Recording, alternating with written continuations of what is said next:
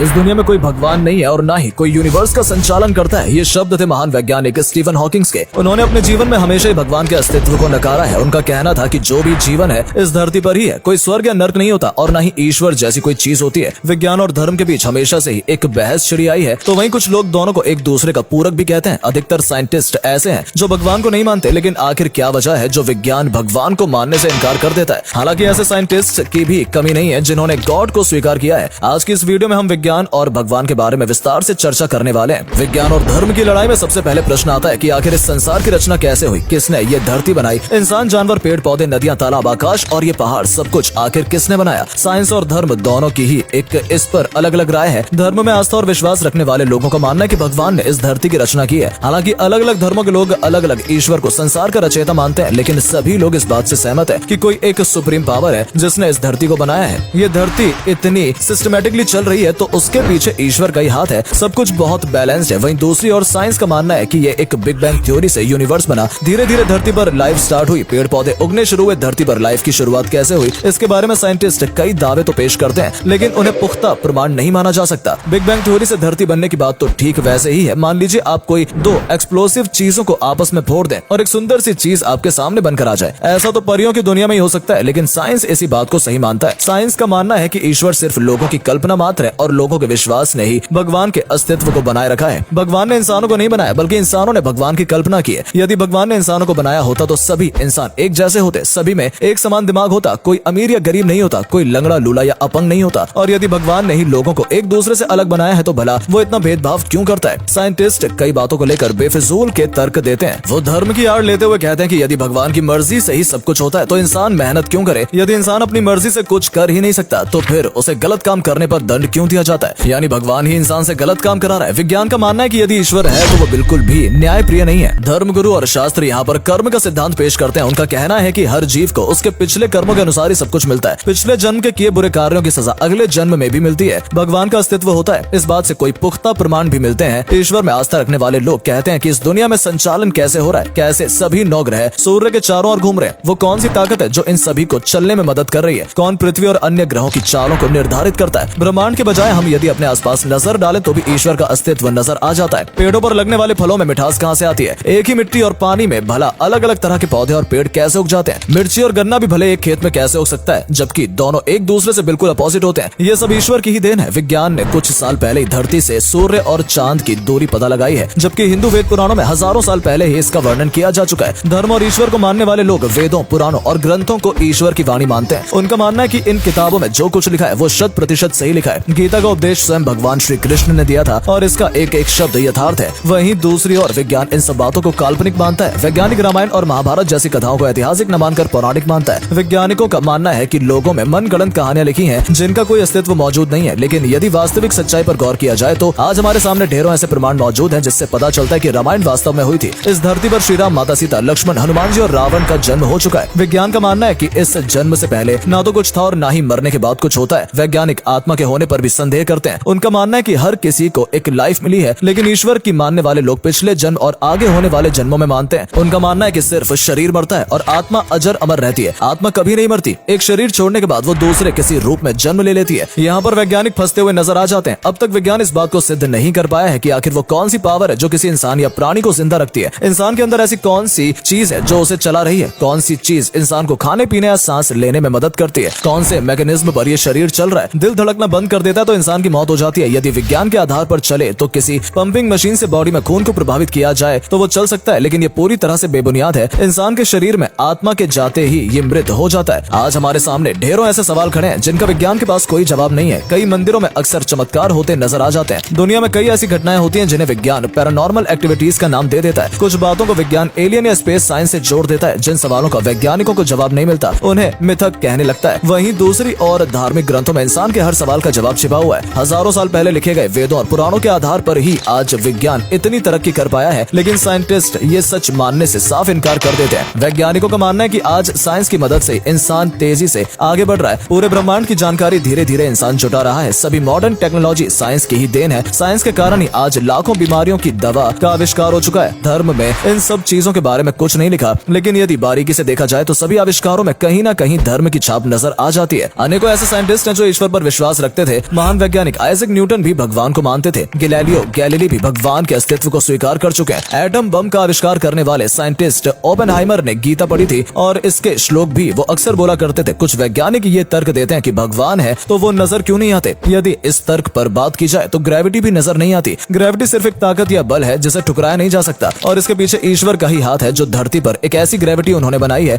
जो लोगों के रहने के लिए बिल्कुल सटीक है। आज भले ही विज्ञान भगवान को स्वीकार करे या ना करे, लेकिन वो दिन दूर नहीं जब विज्ञान ये मानने पर मजबूर हो जाएगा कि ईश्वर ने ही दुनिया की रचना की है और ईश्वर ही इस दुनिया को कंट्रोल किए हुए है। रही बात लोगों के जीवन की, तो लोग अपना भविष्य खुद तय करते हैं। अच्छे या बुरे कर्मों के आधार पर ही इंसान की आगे की जिंदगी तय होती है। भगवान होते हैं या नहीं, ये फैसला अब आपको करना है। यकीनन आप में से अधिकतर लोग ईश्वर पर अपनी आस्था रखते होंगे। भारतीय वैज्ञानिकों ने कभी ईश्वर के अस्तित्व पर प्रश्न चिन्ह खड़े नहीं किए। इसरो के वैज्ञानिक हर मिशन से पहले भगवान का आशीर्वाद जरूर प्राप्त करते हैं और आज भारत किस मुकाम पर है ये पूरी दुनिया देख रही है। धर्म और ईश्वर हमें सही या गलत मार्ग बताते हैं। हमें जीवन में क्या करना चाहिए, क्या नहीं करना चाहिए, जीवन को किस तरह से जीना चाहिए, ये सब कुछ धर्म हमें बताता है। उम्मीद करते हैं दोस्तों कि आपको हमारी आज की ये वीडियो पसंद आई होगी। विज्ञान और धर्म को लेकर आपकी क्या राय है, कमेंट करके जरूर बताएं। आज के लिए इतना ही, आपसे फिर मिलेंगे एक नई वीडियो के साथ। धन्यवाद।